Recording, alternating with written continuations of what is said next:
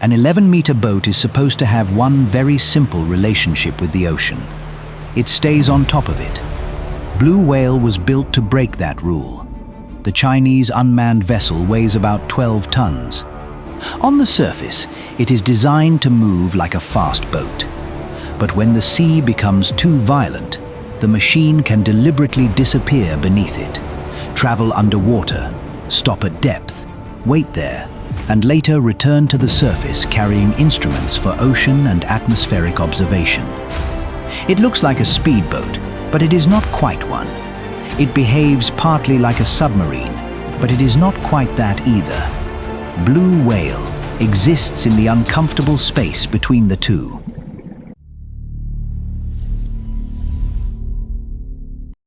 And that creates the real engineering question.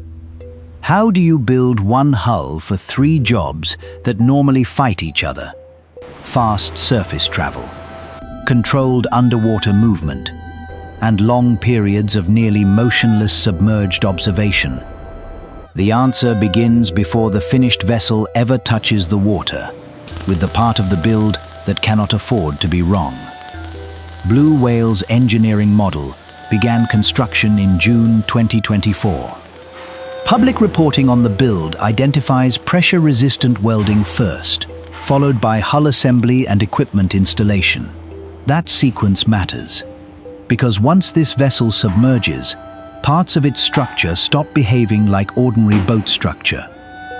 The surrounding water is no longer pushing mainly against the bottom of a hull. Looks like a clean Pressure acts around the vehicle, and any weak joint, distorted section, or poorly integrated opening becomes a much more serious problem. But the pressure-resistant structure is only half the contradiction. A conventional underwater vehicle can be shaped mainly for submerged efficiency. A high-speed surface craft can be shaped to plane across the water. Blue Whale needs both behaviors in the same body. That is why its shape looks strange. The vessel uses a single hull configuration with a broad lower surface and a small lifting angle. During fast surface travel, that underside is intended to generate hydrodynamic lift. In simple terms, as speed rises, part of the hull is encouraged to ride more effectively across the water, instead of forcing the full body to push through it. The wide form also helps upright stability. Now look at the same hull from the opposite perspective. The moment Blue Whale dives, the benefit of behaving like a fast surface craft is no longer enough. Underwater, speed falls dramatically. Control becomes three-dimensional, and the vessel must manage depth, attitude, and lateral movement without relying on the same hydrodynamic forces it had on the surface. So the hull is not the solution by itself. It is the compromise that makes the next system necessary. On the surface, Blue Whale uses conventional double-propeller propulsion. In the peer-reviewed engineering description, the vessel reached a measured maximum of 23 knots in static water conditions, and a range beyond 200 kilometers. Public launch statements cited a higher figure of roughly 36 knots. Those numbers should not be treated as the same measurement. One is a reported design or project figure. The other comes from the later technical description. Either way, once the boat submerges, the propulsion logic changes completely. Blue Whale carries 4 adjustable angle vector thrusters for underwater movement. Instead of depending only on forward speed and control surfaces, those thrusters can direct force to help the vessel maneuver at low speed below the surface. The published engineering figure for submerged propulsion is about 3 knots with at least 4 hours of continuous operation at that speed. That difference is the key to understanding the machine. Above the water, the priority is getting somewhere quickly. Below the water, the priority is control. And if you are wondering why engineers did not simply use the underwater thrusters for everything, the surface requirement explains it. A system optimized for fine, low-speed underwater positioning is not the same system you would choose to send a 12-ton craft rapidly across hundreds of kilometers of open water. Blue whale effectively carries two different movement philosophies because neither one can do the other job well enough. But moving underwater is still not the strangest part. Stopping is. A normal boat can reduce throttle and float. An underwater vehicle that reduces thrust does not automatically stay at the exact depth and position you want. Buoyancy, currents, changes in loading, and the vehicle's balance all continue to act on it. If blue whale is supposed to observe a storm from beneath the dangerous surface layer, constantly fighting those forces with propulsion would consume energy and reduce endurance. So the designers added another group of systems: a sinking and floating system, gravity adjustment, and anchoring. Together, those systems allow blue whale to change its vertical state, adjust balance, and hold a fixed underwater position. The technical paper describes this as fixed-point underwater hovering. The important idea is that the vessel is not meant to spend its entire submerged mission driving forward. It can arrive, settle, and wait. And this is where the public endurance claims need careful handling. At launch, project representatives described a design goal of roughly a month of static underwater suspension. The peer-reviewed paper gives a more conservative engineering figure: at least 72 hours of submerged standby while maintaining mission readiness. Those statements describe different levels of evidence. For this machine, endurance is not one simple number. It depends on whether the vessel is sprinting on the surface, driving underwater, or sitting almost still. And sitting almost still is exactly what gives the design its purpose. Blue whale was developed as part of an intelligent ocean observation system.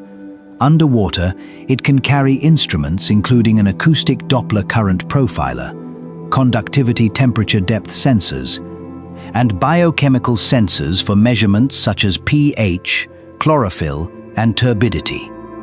The published design supports at least 800 kilograms of payload. Typhoons are observed extremely well from far away. Satellites can see their structure from orbit. Buoys can record conditions at fixed points. Aircraft can gather atmospheric data in some regions. But some of the most valuable information is also the hardest to collect. What is happening in the upper ocean while a severe storm is passing overhead? The ocean is not just a surface beneath a typhoon. It is part of the system feeding and responding to it. A surface vessel trying to stay in the most violent conditions has an obvious problem. The environment that scientists most want to measure is the same environment trying to destroy the platform. Blue whale changes that equation by giving the observing vehicle somewhere else to go. Before the worst conditions arrive, it can move rapidly toward the region of interest, when the surface becomes dangerous. The concept allows it to submerge below the worst wave action. While underwater, its sensors can observe the water column. When conditions and mission timing permit, it can return to the surface. And then it does something even stranger. The project has tested the use of sounding rockets from this family of unmanned vessels. A principal prototype successfully carried out a rocket sonde test in high sea conditions before the full engineering vessel was launched. The idea is to collect data not only below the surface, but also upward through the atmosphere. So the same machine can be part speedboat, part underwater observatory, and part mobile launch platform for weather instruments. If machines that solve problems this way are why you watch Modus Assembly, subscribe now, because the next system is where blue whale becomes much harder to build than its unusual shape suggests. Everything we have described so far sounds impressive on a diagram. Building it is harder, because every added capability creates another interface that has to survive both worlds. Sensors need clear exposure to the environment they measure. Openings and equipment need to coexist with the requirements of submergence.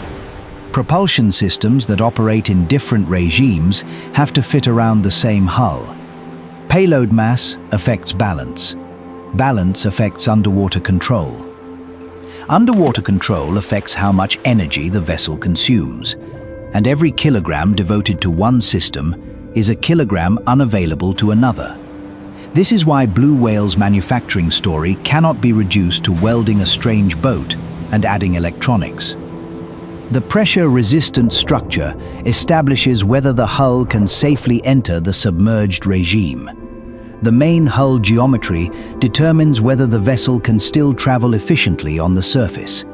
The twin surface propulsion gives it reach. The vector thrusters give it underwater maneuverability.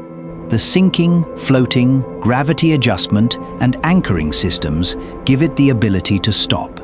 And finally, the sensor and payload integration gives the entire machine a reason to exist.